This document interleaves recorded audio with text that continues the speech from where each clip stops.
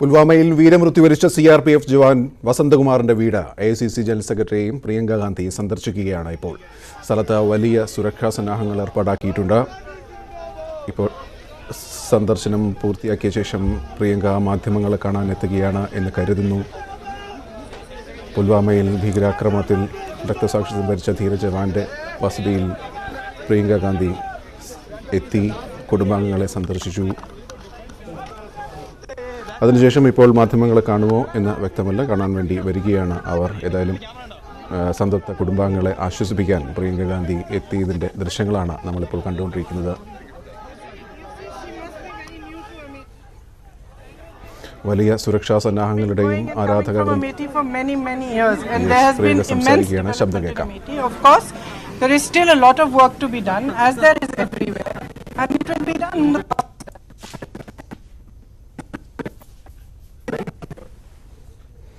പ്രിയങ്ക ഗാന്ധി മാധ്യമങ്ങളോട് സംസാരിക്കുന്നു.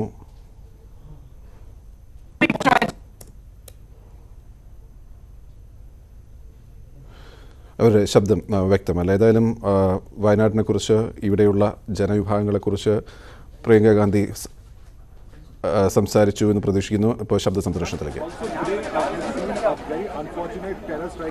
Yes. So many lives have been lost. It was India has lost so much. a very, very big tragedy, and in a way so cruel also, because people were there to celebrate a day of happiness, and they are now facing such an immense tragedy. So my condolences to all of them, and support to all their family, and our prayers are with them. Priyanka ji, आपके जो आपको criticise करने वाले लोग हैं, कल जो आपने स्पीच दिया और राहुल जी की जो खुलकर तारीफ की, उनके बारे में विस्तार से बताया, उसको लेकर काफी क्रिटिसिज्म हो रहा है. अच्छा, उनकी निंदा करें जो आलोचना करे वो ठीक है, लेकिन उनकी तारीफ करे तो उसको क्रिटिसाइज करेंगे क्यों? मैं सच्चाई कह रही हूँ उनके बारे में, कोई कहता नहीं है. जितने झूठ इन लोगों ने फैलाए हैं उनके बारे में, उसका खंडन तो कोई नहीं करता. तो मैं उनकी बहन हूँ, क्यों नहीं करूँगी? सच बोल रही हूँ मैं उनके बारे में. Will you be contesting from Varanasi? You will find out. If my Congress president tells me to contest, I will be happy to contest.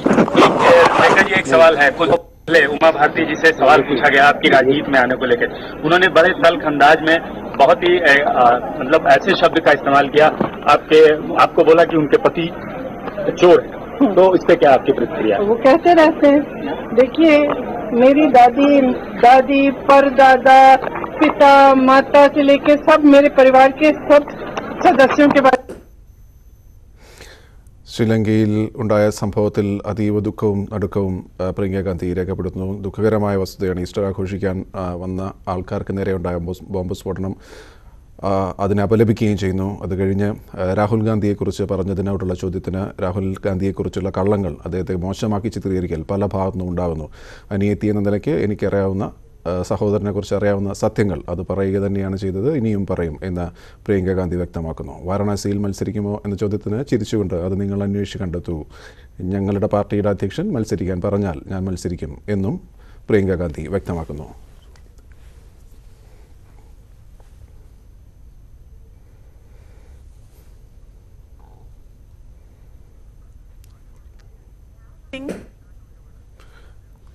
Surjit അവിടെ ഉണ്ടെന്ന് പ്രതീക്ഷിക്കുന്നു. സുർജിത്ത്, സന്ദർശനത്തെക്കുറിച്ച് മാധ്യമങ്ങളോട് പ്രിയങ്ക പ്രതികരിച്ചതിനെ കുറിച്ച് വിശദാംശങ്ങൾ.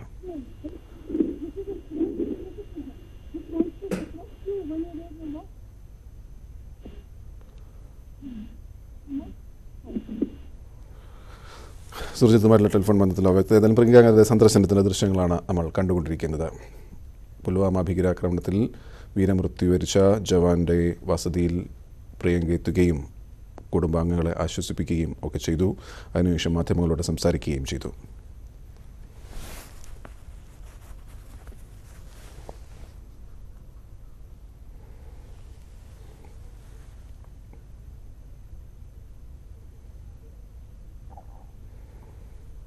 വയനാട്ടിൽ വിവിധ ഇടങ്ങളിൽ പ്രിയങ്കയുടെ സന്ദർശനം വലിയ സുരക്ഷാ സംവിധാനങ്ങളോടെ.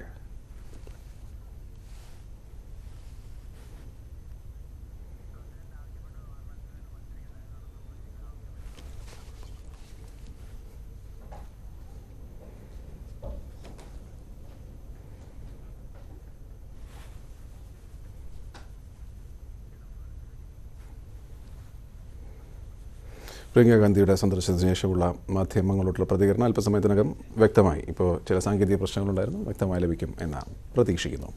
പ്രചാരണത്തിൻ്റെ പൂരലഹരിയിൽ കേരളം. 40 നാൾ നീണ്ട പരസ്യപ്രചാരണം കൊട്ടിക്കലാശത്തിലേക്ക്. താളമേളങ്ങളും വാദ്യഘോഷങ്ങളുമായി നാടും നഗരവും ഇളക്കിമറിക്കുകയാണ് സ്ഥാനാർത്ഥികളും അണികളും. വൈകിട്ട് 6 മണിക്ക് കൂട്ടപ്പെരിച്ചിലൂടെ പരസ്യപ്രചാരണത്തിന് കൊട്ടിയിറങ്ങും.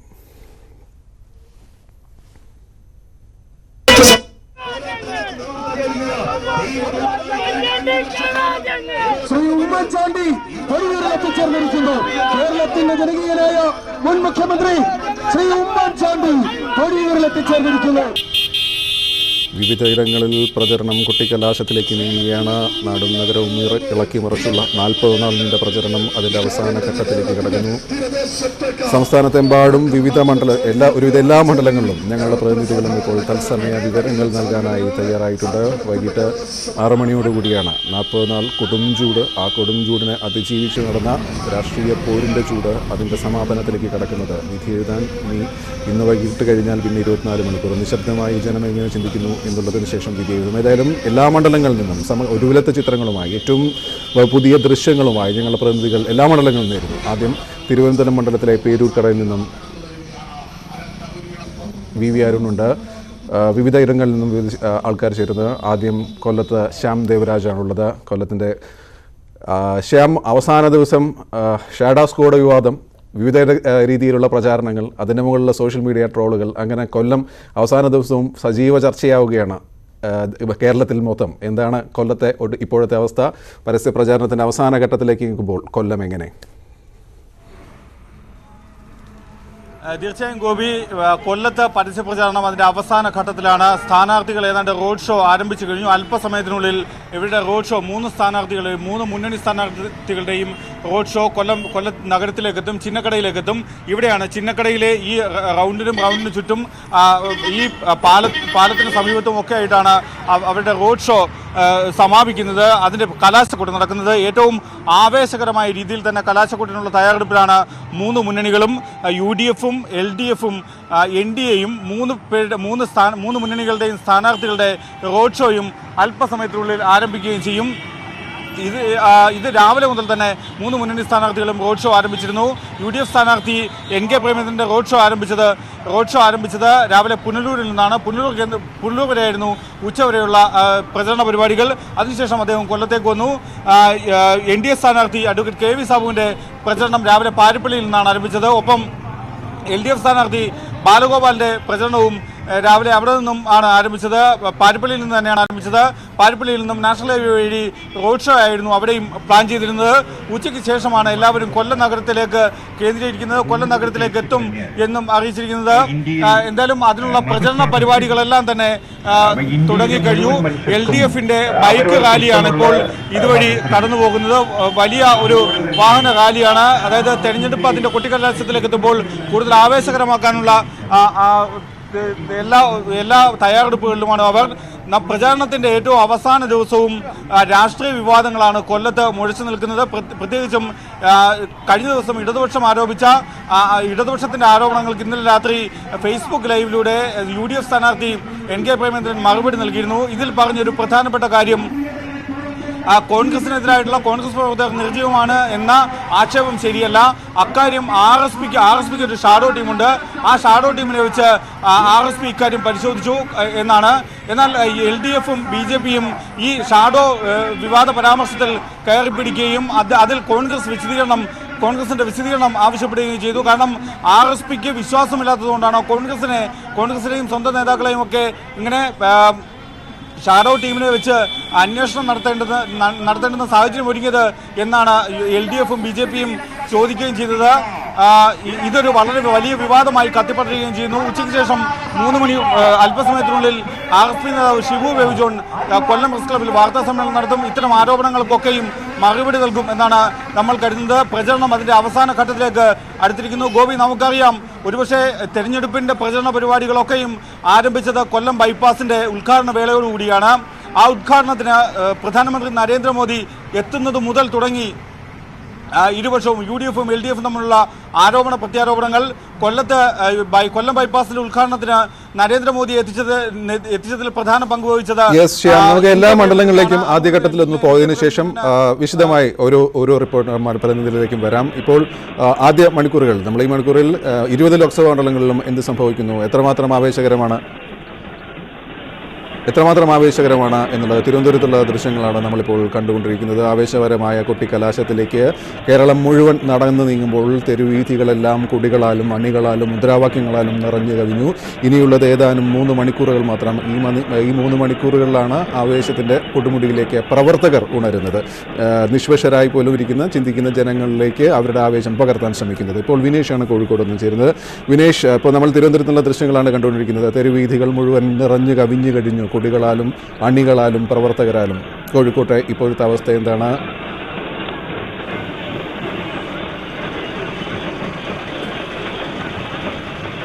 ഗോപി, ഞാനിപ്പോൾ നിൽക്കുന്നത് പാളയത്താണ്, കോഴിക്കോട്. ഇവിടെയാണ് പ്രധാനമായും കലാശക്കൊട്ട് നടക്കുന്നത്. UDF-ന്റെ കലാശക്കൊട്ട് ഇവിടെയാണ്, LDF-ന്റെയും ഇതിൻ്റെ പരിസരത്ത് തന്നെയാണുള്ളത്. അതുപോലെ തന്നെ NDA-യുടെയും ഇതിനുള്ള രാജാജി റോഡിലാണുള്ളത്. ഏറെ വീറും വാശിയും മുറ്റിനിന്ന ഒരു മത്സരമാണ് കോഴിക്കോട് കാണാൻ കഴിഞ്ഞത്. നമുക്കറിയാം, നിരവധി രാഷ്ട്രീയ വിവാദങ്ങൾ പൊട്ടിപ്പുറപ്പെട്ടിട്ടുണ്ട്. ഇതിനെ പ്രതിരോധിക്കാനുള്ള തന്ത്രങ്ങളും അതുപോലെ തന്നെ NDA-യുടെ നീക്കങ്ങൾ, ഇത്തരത്തിലുള്ള നിരവധി ഘടകങ്ങൾ ഒത്തുചേർന്നതായിരുന്നു കോഴിക്കോട്ടെ പോരാട്ടം. പ്രധാനമായും നമുക്ക് എടുത്തു പറയാനുള്ളത് MK രാഘവനെതിരെ ഉയർന്നിരിക്കുന്ന ഒളി ക്യാമറ വിവാദമായിരുന്നു. ഇത് യഥാർത്ഥത്തിൽ കോൺഗ്രസിനെ അതുപോലെ തന്നെ UDF-നെയും പ്രതിരോധത്തിലാക്കിയിരുന്നു. ഇത് ശക്തമായ ഉന്നയിച്ചുകൊണ്ട് തന്നെ LDF ഓരോ ഘട്ടങ്ങളിലും തെരഞ്ഞെടുപ്പിൻ്റെ മുന്നേറിക്കൊണ്ടിരിക്കുന്ന ഒരു കാഴ്ച നമ്മൾ കാണാൻ കഴിഞ്ഞു. എന്നാൽ LDF-നെതിരെ നിലവിലുള്ള സാഹചര്യത്തിൽ രാഘവൻ ഒരു രീതിയിലും അഴിമതിക്ക് വിധേയപ്പെടുന്ന ആളല്ല എന്നുള്ള രീതിയിൽ തന്നെയായിരുന്നു UDF-ന്റെ പ്രചാരണം. അതുപോലെ തന്നെ ശബരിമല വിഷയവുമായി ബന്ധപ്പെട്ട് ജയിലിലായിരുന്ന റിമാൻഡിൽ കഴിഞ്ഞിരുന്ന അഡ്വക്കേറ്റ് പ്രകാശ് ബാബു ചെറിയ ഇടവേളയ്ക്ക് ശേഷം തിരിച്ചെത്തുകയും പ്രചാരണ രംഗത്ത് സജീവമായ ഒരു കാഴ്ചയുമാണ് നമ്മൾ കണ്ടത്. അതെല്ലാം കൂടി തന്നെ വീറും വാശിയുമുട്ടിയ ഒരു മത്സരം തന്നെയാണ് ഉണ്ടായിരിക്കുന്നത്. അതിൻ്റെ ഒരു കലാശക്കൊട്ടാണ് ഇന്ന് നടക്കാൻ പോകുന്നത്. അതുകൊണ്ട് തന്നെ നിരവധി വിവാദങ്ങളും അതുപോലെ തന്നെ ഉള്ള പോരാട്ടങ്ങളും കണ്ട് അതിൻ്റെ എല്ലാം തന്നെ സമാപ്തിക്ക് കൊടിയിറങ്ങുന്ന ഒരു ദിവസം കൂടിയാണ് ഇന്ന്. ഇതിൻ്റെ കാത്തിരിപ്പിലാണ് ഇപ്പോൾ ജനങ്ങളും. നമുക്കറിയാം, ഇന്ന് രാവിലെ മുതൽ തന്നെ പല ഭാഗങ്ങളിലും റോഡ് ഷോയും മറ്റുമായി സ്ഥാനാർത്ഥികളെല്ലാം തന്നെ പര്യടനത്തിനാണ്. അവസാന വട്ടത്തിലുള്ള മിനുക്കുപണികളാണ് നടന്നുകൊണ്ടിരിക്കുന്നത്. അഡ്വക്കേറ്റ് പ്രദീപ് കുമാറിൻ്റെ റോഡ് ഷോ നടന്നിരുന്നു രാവിലെ മുതൽ തന്നെ. അതുപോലെ തന്നെ രാഘവൻ്റെയും NDA-യും ശക്തമായിരുന്നു. NDA ഇടക്കാലത്ത് അല്ലെങ്കിൽ കുറച്ച് ദിവസങ്ങൾക്ക് മുമ്പ് NDA-യുടെ പ്രവർത്തനം ഏറെക്കുറെ മന്ദീഭവിച്ചിരുന്നു. എന്നാൽ പ്രധാനമന്ത്രി നരേന്ദ്രമോദിയുടെ വരവോടുകൂടി അതും ശക്തമാവുന്നൊരു കാഴ്ചയായിരുന്നു കണ്ടത്. എന്തായാലും ശക്തമായ ചൂടിനെയും അതുപോലെ തന്നെ വെയിലിനെയും അവഗണിച്ചുകൊണ്ട് തന്നെയാണ് സ്ഥാനാർത്ഥികൾ ഓരോരുത്തരും ഇപ്പോഴും അവസാനത്തെ വോട്ടും തേടിയുള്ള ഒരു നീക്കത്തിലേക്കാണ് പോകുന്ന കാഴ്ചയാണ് നമുക്ക് കാണാൻ കഴിയുന്നത്. ഒപ്പം തന്നെ ഇപ്പോൾ കലാശക്കൊട്ടിന് വേണ്ടിയുള്ള എല്ലാ പ്രവർത്തനങ്ങളും പല ഭാഗങ്ങളിൽ നിന്നും വ്യത്യസ്തമായ അല്ലെങ്കിൽ വൈവിധ്യമാർന്ന റോഡ് ഷോ അതുപോലെ തന്നെ രീതിയിലേക്ക് ഇങ്ങോട്ട് എത്തിക്കൊണ്ടിരിക്കുകയാണ്. പാളയത്തേക്ക് എത്തിക്കൊണ്ടിരിക്കുന്ന ഒരു കാഴ്ച അല്പസമയം മുമ്പ് നമ്മൾ കണ്ടിരുന്നു. എന്തായാലും വൈകുന്നേരം 5 മണിയോടുകൂടി തന്നെ എല്ലാ വിഭാഗം അല്ലെങ്കിൽ എല്ലാ മുന്നണി സ്ഥാനാർത്ഥികളും അതുപോലെ തന്നെ റോഡ് ഷോയും ഇവിടെ സംഗമിക്കും എന്നാണ് ഇപ്പോൾ നമുക്ക് ലഭ്യമാവുന്ന വിവരം. ഗോപി, ശരി, വിനേഷ് സൂചിപ്പിച്ച പോലെ ഇപ്പോൾ പാളയത്ത് ആൾക്കൂട്ടം എത്തി വരുന്നേ ഉള്ളൂ. പക്ഷേ തിരുവനന്തപുരത്ത് പേരൂർക്കടയാണെന്ന് ദൃശ്യം മനസ്സിലാകുന്നു. പേരൂർക്കടയിൽ എത്തിക്കഴിഞ്ഞു ജനങ്ങൾ റോഡിലേക്ക് മുഴുവനായി. അവിടെ ആഘോഷങ്ങളും ബാൻഡ് മേളങ്ങളും മുദ്രാവാക്യം വിളികളുമായി പേരൂർക്കടയിൽ കുട്ടിക്കലാശത്തിനുള്ള അവസാന മണിക്കൂറിലെ ആഘോഷങ്ങൾ ഒരു ഭാഗത്ത്. കൊല്ലത്ത് അല്പം മുമ്പ് നമ്മൾ പോയപ്പോൾ അവിടെ റോഡ് ഷോകളാണ് നടന്നുകൊണ്ടിരിക്കുന്നത്. അവിടേക്കും പ്രധാന നഗര കേന്ദ്രത്തിലേക്ക് ആൾക്കാർ അല്ലെങ്കിൽ അണികൾ, നേതാക്കന്മാർ, സ്ഥാനാർത്ഥികൾ കുറച്ചുകൂടി കഴിഞ്ഞതിന് ശേഷം എത്തുകയുള്ളൂ. ഇപ്പോൾ ഏറ്റവും സജീവമായി നിൽക്കുന്നത് റോഡ് ഷോകളും ഇത്തരത്തിലുള്ള ബാൻഡ് മേളങ്ങളും ആഘോഷങ്ങളുമാണ്. ഏതായാലും ഇടുക്കിയിലേക്ക് പോയി വരാം. ഇടുക്കിയിലെ ഈ മണിക്കൂറിൻ്റെ അവസ്ഥ. സാഗർ ഇടുക്കിയിലും ചേരുന്നു. ഇടുക്കിയിലെ അവസ്ഥ എന്താണ് സാഗർ?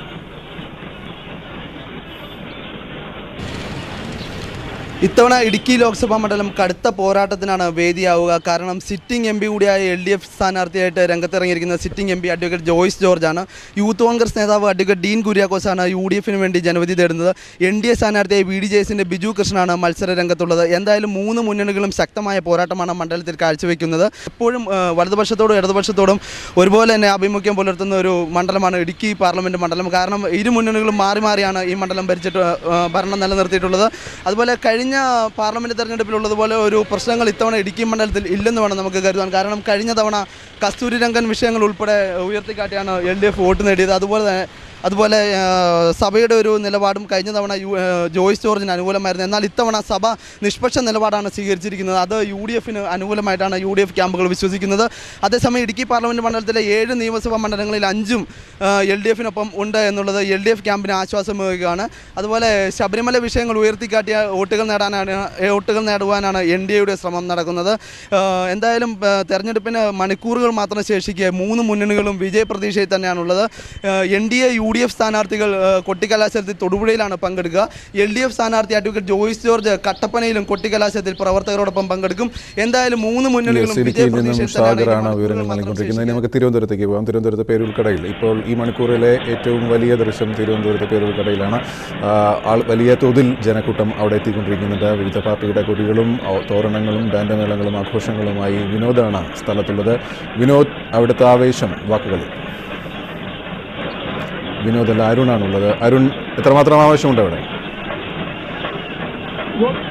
വലിയ ആവേശമാണ്. 3 കുട്ടികളുടെയും പ്രവർത്തകർ ഒന്നാംഘട്ടത്തിലേക്ക് എത്തിച്ചേർന്നിരിക്കുന്നു. 3 മണിക്ക് മുന്നേ തന്നെ പ്രവർത്തകരുടെ വലിയ ഒഴുക്ക് ഇവിടേക്ക് ഉണ്ടായിരിക്കുന്നു. ആവേശം അതിന്റെ എല്ലാ ലംഘിച്ച് ഇപ്പോൾ മുന്നേറുകയാണ്. എല്ലാ തരത്തിലുള്ള വാദ്യഘോഷങ്ങളും കൊഴുവലുകളുമായ പ്രവർത്തകർ വർണ്ണ ബലൂണുകൾ ആകാശത്തേക്ക് പറത്തിക്കൊണ്ടുള്ള ആഘോഷം 3 മുന്നണികളുടെയും ഇടതു മുന്നണിയുടെയും വലതു മുന്നണിയുടെയും BJP-യുടെയും NDA-യുടെയും പ്രവർത്തകരുടെ എത്തിച്ചേർന്നിട്ടുണ്ട്. 4 കൂടി ഇടതുമുന്നണി സ്ഥാനാർത്ഥി C. ദിവാകരൻ ഇവിടേക്ക് എത്തിച്ചേരും. കുമ്മനം രാജശേഖരൻ പഴവങ്ങാടിയിലാണ് അവസാനത്തെ കൊട്ടിക്കലാശത്തിൽ പങ്കെടുക്കുന്നത്.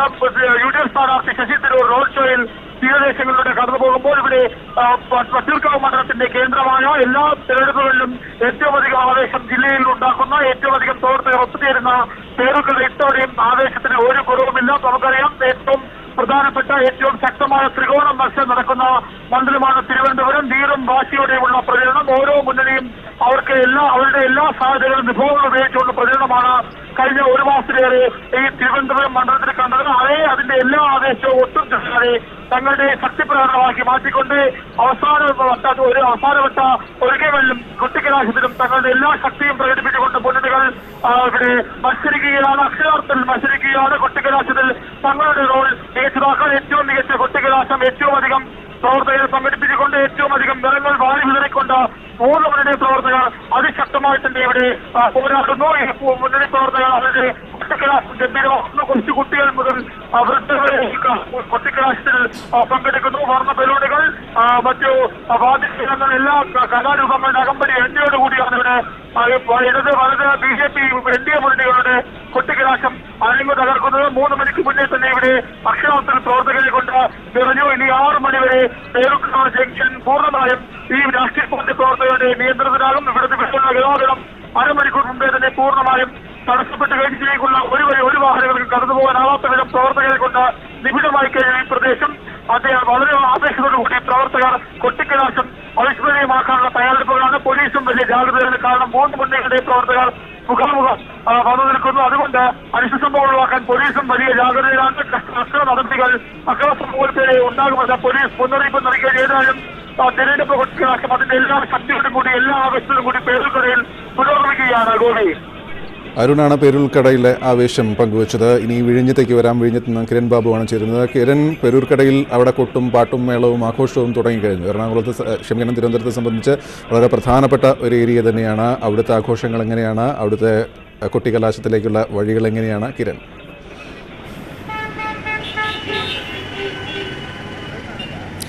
ഗോപി, തിരുവനന്തപുരത്ത് ഈ തീരദേശ മണ്ഡലങ്ങൾ 3 മുന്നണികളെ സംബന്ധിച്ച് ഏറ്റവും നിർണായകമാണ്. പ്രത്യേകിച്ച് കഴിഞ്ഞ തവണ 7 നിയമസഭാ മണ്ഡലങ്ങളിൽ 4ഇടത്തും BJP-യുടെ സ്ഥാനാർത്ഥി O. രാജഗോപാലിനാണ് ഭൂരിപക്ഷം ലഭിച്ചതെങ്കിൽ ഈ 3 തീരദേശ മണ്ഡലങ്ങൾ കൊണ്ടാണ്, കോവളം, നേമം, നെയ്യാറ്റിൻകര അടക്കമുള്ള 3 മണ്ഡലങ്ങൾ കൊണ്ടാണ് UDF സ്ഥാനാർത്ഥി ശശി തരൂരിന് വിജയിക്കാൻ കഴിഞ്ഞത്. ഈ മണ്ഡലങ്ങളിൽ വലിയ ഭൂരിപക്ഷമാണ്. ഈ 3 മണ്ഡലങ്ങളിലും 3ാം സ്ഥാനത്തേക്ക് O. രാജഗോപാൽ പിന്തള്ളപ്പെട്ടിരുന്നു. അതുകൊണ്ട് തന്നെ ഈ തവണ ഇവിടെ നിന്ന് പരമാവധി ഭൂരിപക്ഷം ഉറപ്പാക്കാനുള്ള ലക്ഷ്യത്തിലാണ് UDF പ്രവർത്തിക്കുന്നത്. അതോടൊപ്പം തന്നെ നേരത്തെ തന്നെ NDA-യുടെ നേതൃത്വത്തിൽ BJP-യുടെ നേതൃത്വത്തിൽ പ്രത്യേക പ്രവർത്തനം നടക്കുന്നത്. അവിടെ ശശി തരൂരിൻ്റെ ഭൂരിപക്ഷം പരമാവധി കുറയ്ക്കുക, ശശി തരൂരിൻ്റെ ഭൂരിപക്ഷം പരമാവധി കുറച്ചാൽ വിജയിക്കാം എന്നൊരു ആത്മവിശ്വാസത്തിലാണ്, അങ്ങനെ ഒരു പ്രതീക്ഷയിലാണ് NDA നിൽക്കുന്നത്. അതുകൊണ്ട് തന്നെ വളരെ നേരത്തെ തന്നെ അവിടെ ശക്തമായ പ്രവർത്തനം ഉണ്ടായി. ഇതിനിടയിൽ ഇടതുമുന്നണിയും കഴിഞ്ഞ ഈ 3 മണ്ഡലങ്ങളിലും കഴിഞ്ഞ തവണ ഇടതുമുന്നണിക്ക് 2ാം സ്ഥാനം നേടാൻ കഴിഞ്ഞിരുന്നു. ഇടതുമുന്നണിയും ശശി തരൂരിൻ്റെ ലഭിച്ച വോട്ടുകൾ തമ്മിൽ വലിയ വ്യത്യാസമില്ലായിരുന്നു.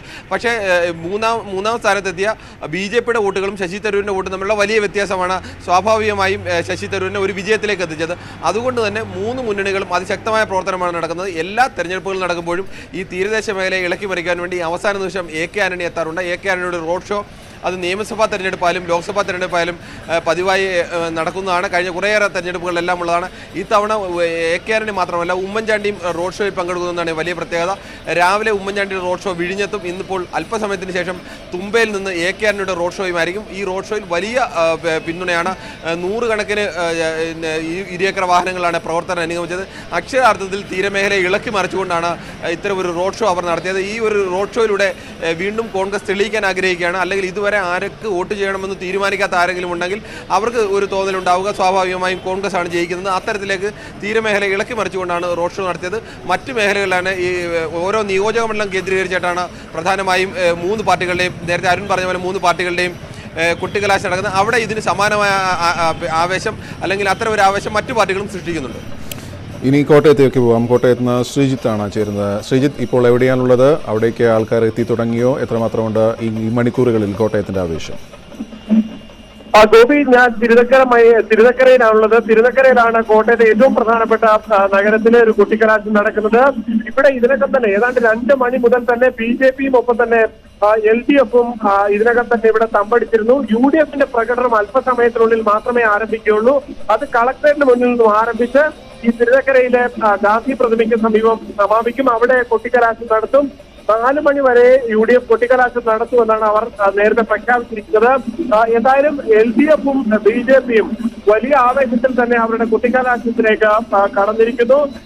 വലിയ ജനപങ്കാളിത്തത്തോടുകൂടി നിരവധി കൊടികളും തോരണങ്ങളും ബലൂണുകളും ഒക്കെയായി എത്തിക്കൊണ്ട് കട്ടൗട്ടുകൾ, സ്ഥാനാർത്ഥികളുടെ കട്ടൗട്ടുകളും ഒക്കെയായി വലിയ പ്രചരണത്തിലേക്ക് തന്നെ ഈ കോട്ടയം എത്തുകയാണ്. ഒരുപക്ഷെ കോട്ടയത്തിന്റെ ചരിത്രത്തിൽ ആദ്യമായ ഒരു ത്രികോണ മത്സരം നടക്കുന്നു. അങ്ങനെ ഒരു മത്സരത്തിന്റെ ഒരു വീറും വാശിയും എന്തായാലും ഈ ഒരു കൊട്ടിക്കലാശത്തിലേക്ക് കടക്കുമ്പോഴും കാണാൻ സാധിക്കുമെന്ന കാര്യത്തിൽ കാണാൻ സാധിക്കുന്നു.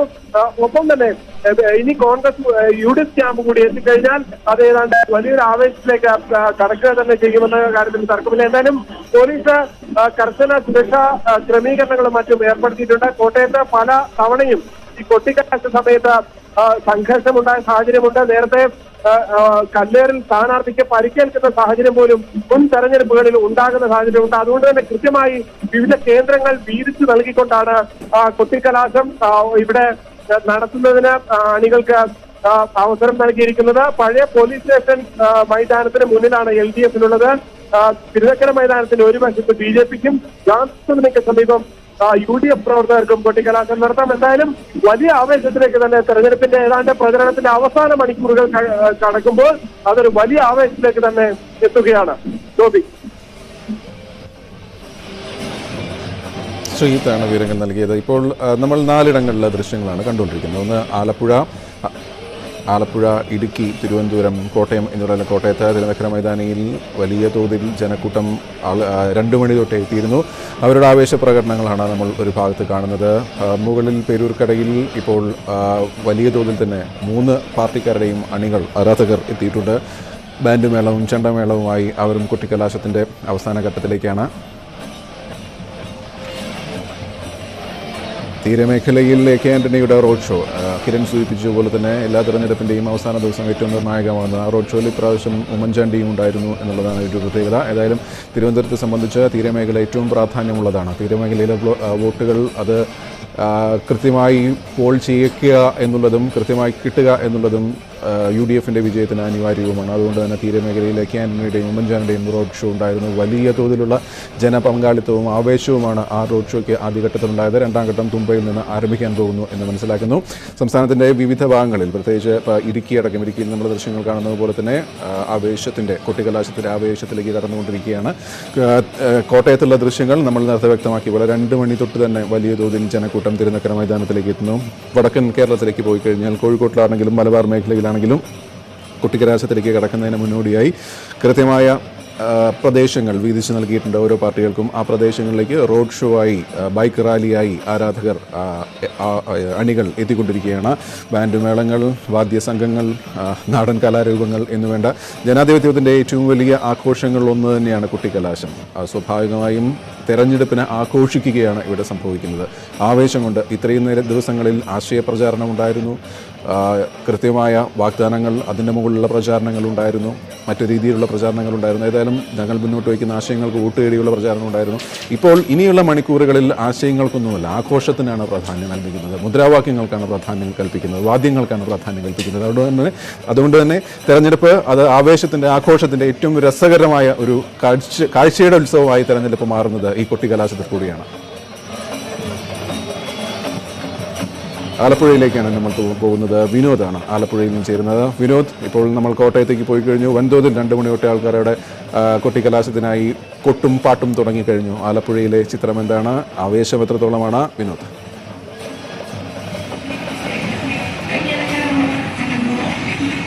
ഗോപി, നമ്മളിപ്പോൾ ആലപ്പുഴ സക്കറിയ ബസാറിലാണുള്ളത്. ഇപ്പോൾ തന്നെ പ്രവർത്തകർ ഇവിടേക്ക് എത്തിയിട്ടുണ്ട്. ഏതാണ്ട് 3:30 മണി ആകുന്നേ ഉള്ളൂ. 6 മണി വരെ കൊട്ടിക്കലാശത്തിൻ്റെ സമയമുണ്ട്. പക്ഷേ ഇപ്പോൾ തന്നെ പ്രവർത്തകർ ഇവിടേക്ക് എത്തുന്നു. വലിയ തോതിൽ പ്രവർത്തകർ ഇവിടേക്ക് ഒഴുകിയെത്തുന്നുണ്ട്. അല്പസമയത്തിനുള്ളിൽ നേതാക്കളടക്കമുള്ളവർ ഇവിടേക്ക് എത്തും. എല്ലാ പാർട്ടികളുടെയും പ്രവർത്തകർ ഈ സക്രിയ ജംഗ്ഷനിലാണ് ആലപ്പുഴയിൽ സംഗമിക്കുന്നത്. വെള്ളക്കിണറിലും ഒപ്പം സമീപപ്രദേശത്തുമായി തന്നെ 2 ഇടങ്ങളിലായാണ് ജില്ലാ ഭരണകൂടം രാഷ്ട്രീയ പാർട്ടികൾ കൊട്ടിക്കലാശത്തിന് സ്ഥലം അനുവദിച്ചിട്ടുള്ളത്. കാരണം നേരത്തെ ചില സംഘർഷങ്ങൾ ഉണ്ടായ പശ്ചാത്തലത്തിലാണ് ഇത്തരത്തിലൊരു തീരുമാനത്തിലേക്ക് ജില്ലാ ഭരണകൂടം പോയത്. ഏതായാലും വലിയ ആവേശത്തിൽ തന്നെയാണ് പ്രവർത്തകർ. ഏതാണ്ട് 1.5 മാസത്തോളം നീണ്ട വലിയ പ്രചരണ കോലാഹലം എന്ന് തന്നെ പറയാം, അതിൻ്റെ ഒരു പരിസമാപ്തിയിലേക്കാണ് കാര്യങ്ങൾ എത്തിയിരിക്കുന്നത്. കാടിളക്കിയ ഒരു പ്രചരണം തന്നെയാണ് ആലപ്പുഴയിൽ നടന്നത്. UDFന്റെ സിറ്റിംഗ് മണ്ഡലമാണ്. 2 തവണ നേരത്തെ AC വേണുഗോപാൽ ഇവിടെ വിജയിച്ച മണ്ഡലമാണ്. അവിടെ AM ആരിഫിനെയാണ് ഇത്തവണ LDF സ്ഥാനാർത്ഥിയായി രംഗത്തിറക്കിയിട്ടുള്ളത്. 2 തവണ MLA ആയ ആളാണ് ആരിഫ്. ഇപ്പോൾ അരൂരിലെ സിറ്റിംഗ് MLA കൂടിയാണ് ആരിഫ്. ഏതായാലും വലിയ പോരാട്ടം ആ തരത്തിൽ നടക്കുന്നു. NDAയുടെ സ്ഥാനാർത്ഥിയും പ്രഗത്ഭനായ ഒരു വ്യക്തി തന്നെയാണ് KS രാധാകൃഷ്ണൻ. അദ്ദേഹം PSCയുടെ മുൻ ചെയർമാനും കാലടി സംസ്കൃത സർവകലാശാലയുടെ ചെയർമാനും വൈസ് ചാൻസലറും ഒക്കെ ആയിരുന്ന രാധാകൃഷ്ണനാണ് NDAയും ഇവിടെ സ്ഥാനാർത്ഥിയായി ഇറക്കിയിട്ടുള്ളത്. നമുക്കിവിടെ ദൃശ്യങ്ങളിൽ കാണാം. UDFന്റെ ഓഫീസും തെരഞ്ഞെടുപ്പ് കമ്മിറ്റി ഓഫീസും ഇവിടെ ഉണ്ട്. പ്രവർത്തകർ ഇപ്പോൾ റാലിയുമായി അവർ പല ഇടങ്ങളിലുള്ള യാത്രയിലാണ്. സ്ഥാനാർത്ഥിക്കൊപ്പമൊക്കെ പലയിടങ്ങളിലായുള്ള യാത്രയിലാണ്. ഇവിടേക്ക് കൂടുതൽ പ്രവർത്തകർ അല്പസമയത്തിനുള്ളിൽ വരും. 6 മണി വരെയാണ് ഇവിടെ കുട്ടിക്കലാശത്തിന് കേരളത്തിൽ എല്ലായിടത്തും എന്നതുപോലെ 6 മണി വരെയാണ് ഇവിടെയും സമയം അനുവദിച്ചിട്ടുള്ളത്. അതിനുശേഷം പ്രചരണ വാഹനങ്ങൾ ഉൾപ്പെടെയുള്ളവ റോഡിലിറക്കിയാൽ പിടിച്ചെടുക്കുമെന്ന് ജില്ലാ കളക്ടർ വ്യക്തമാക്കിയിട്ടുണ്ട്. ഏറ്റവും പ്രധാനപ്പെട്ട കാര്യം, ആലപ്പുഴയെ സംബന്ധിച്ച് ഇവിടുത്തെ ജാതിമത സമവാക്യങ്ങൾ തന്നെയാണ് പ്രധാനമായും രാഷ്ട്രീയത്തോടൊപ്പം ചർച്ച ചെയ്യപ്പെടുന്നത്. കാരണം ഒരു ഈഴവ മുസ്ലിം പ്രാതിനിധ്യം വളരെയധികം ഉള്ള ഒരു മണ്ഡലമുണ്ട്. അതുകൊണ്ട് തന്നെ ഈ ജാതിമത സമവാക്യങ്ങൾ ഇത്തവണത്തെ തിരഞ്ഞെടുപ്പ് ഫലത്തെ ബാധിക്കും. അതോടൊപ്പം തന്നെ ഇടതു വലത് മുന്നണികൾ പ്രധാനമായി ഉയർത്തിയ മുദ്രാവാക്യം വർഗീയതയ്ക്കെതിരെയുള്ള പോരാട്ടം, ആര് ഏറ്റവും നന്നായി വർഗീയത ചെറുക്കുന്നു എന്ന തരത്തിലാണ് വോട്ടർമാരുടെ മുന്നിൽ പ്രചരണവുമായി എത്തിയത്. ഒപ്പം ആലപ്പുഴ വലിയ തോതിൽ അനുഭവിച്ച പ്രളയ ദുരിതം, അക്കാര്യം വലിയ തോതിൽ ഈ മണ്ഡലത്തിൽ ചർച്ച ചെയ്യപ്പെട്ടു. ശബരിമല വിഷയം ഇവിടെ ചർച്ച ചെയ്യപ്പെട്ടു. അങ്ങനെ വിവിധ വിഷയങ്ങൾ ഇഴകീറി പരിശോധിച്ച് അത് വോട്ടർമാരുടെ മുന്നിൽ അവതരിപ്പിച്ച് തന്നെയാണ് മുന്നണികൾ പ്രചരണവുമായി ആലപ്പുഴയിൽ മുന്നോട്ട് പോയത്. അതോടൊപ്പം ഇവിടെ എടുത്തു പറയേണ്ട മറ്റൊരു കാര്യം, SUCI, PDP, SDPI തുടങ്ങിയ പാർട്ടികളും ഇവിടെ മത്സരിക്കുന്നുണ്ട്. കഴിഞ്ഞ തവണ KC വേണുഗോപാൽ നേടിയ ഭൂരിപക്ഷം 19,500 വോട്ടുകളുടെ ഭൂരിപക്ഷമാണ് അദ്ദേഹത്തിന് ലഭിച്ചത്. 2009 നേടിയ ഭൂരിപക്ഷത്തേക്കാൾ ഗണ്യമായ കുറവ് കഴിഞ്ഞ തവണ അദ്ദേഹത്തിനുണ്ടായി. ഇവിടെ ഇത്തരത്തിലുള്ള പാർട്ടികൾ കൂടി മത്സരിക്കുമ്പോൾ അത് ആരുടെ വോട്ട് ബാങ്കിൽ നിന്ന് വോട്ടുകൾ എടുത്തു മാറ്റും, പിടിച്ചു മാറ്റും എന്നതും വലിയ തോതിൽ ചർച്ച ചെയ്യപ്പെടുന്നു. അതുകൊണ്ട് തന്നെ വിജയം ആർക്കായിരിക്കും ആലപ്പുഴയിൽ നിന്ന് പ്രവചിക്കുക അസാധ്യമാണ്. ഏതായാലും പ്രചരണം അതിൻ്റെ അവസാന നിമിഷങ്ങളിലേക്ക് കടക്കുന്നു. രാഷ്ട്രീയ അടിയൊഴുക്കുകളുടെ മണിക്കൂറുകളാണ് ഇനി വരാനുള്ളത്. ഗോപി, ഇനി ചാലക്കുടിയിലേക്ക് പോകാം. ചാലക്കുടിയിൽ നിന്നും അനീഷാണ് ചേരുന്നത്. അനീഷ്, ഇഞ്ചോടിഞ്ച് പോരാട്ടം നടക്കുന്ന ചാലക്കുടി, അവസാന കുട്ടിക്കലാശവും സ്വാഭാവികമായും ഇഞ്ചോടിഞ്ച് തന്നെ ആവണ്ടേ? എന്താണ് അവിടുത്തെ അവസ്ഥ?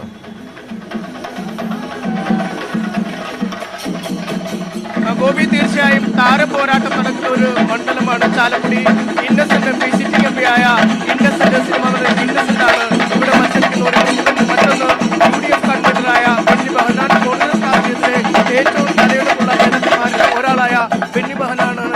ഒപ്പം BJP സംസ്ഥാന സെക്രട്ടറിയായ AN രാധാകൃഷ്ണൻ BJPയെ സംബന്ധിച്ചിടത്തോളം ഏറ്റവും പ്രധാനപ്പെട്ട നേതാക്കന്മാരിൽ ഒരാളായ AN രാധാകൃഷ്ണനും മാറ്റുരയ്ക്കുന്നു. ഇങ്ങനെ 3 പ്രമുഖരായ സ്ഥാനാർത്ഥികൾ മത്സരിക്കുന്ന ഒരു മണ്ഡലമാണ്. അതിന്റെ എല്ലാ ആവേശവും നിറഞ്ഞു നിൽക്കുന്നതായിരുന്നു പ്രചരണകാലം ഉടനീളം. ഇതിന് യോജിക്കുന്ന തരത്തിലുള്ള ഒരു കൊട്ടിക്കലാശത്തിലേക്ക് തന്നെയാണ് കാര്യങ്ങൾ നീങ്ങുന്നത്. ചാലക്കുടി പട്ടണത്തിലാണ് ഇപ്പോൾ കൊട്ടിക്കലാശം നടക്കാൻ ഒരുങ്ങുന്നത്. ഇതിന്റെ ഒരു വശത്ത് നോർത്ത് ഭാഗത്ത് UDF ക്യാമ്പും, അതായത് ബെന്നി ബെഹനാന്റെ പ്രവർത്തകരും, മറുവശത്ത് ഇന്നസെന്റിന്റെ പ്രവർത്തകരും അണിനിരക്കും.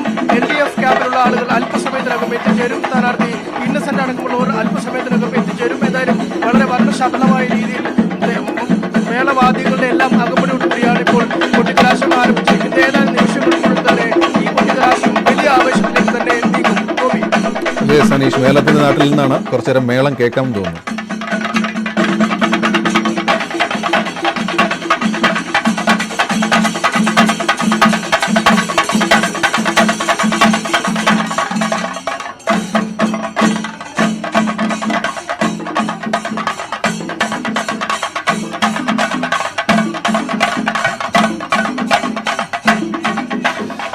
ഇങ്ങനെ ആട്ടവും പാട്ടും താളവുമായി തെരഞ്ഞെടുപ്പിന്റെ അവസാന മണിക്കൂറുകൾ തെരഞ്ഞെടുപ്പിനെ ഉത്സവമാക്കി മാറ്റുന്നു അണികളും പ്രവർത്തകരും ആരാധകരും ചേർന്ന്. അവസാന മണിക്കൂറുകളിലേക്ക് കിടക്കുകയാണ് പരസ്യപ്രചാരണം. നാടെങ്ങും താളമയം, വാദ്യമയം, വർണ്ണമയം, മുദ്രാവാക്യങ്ങൾ മയം.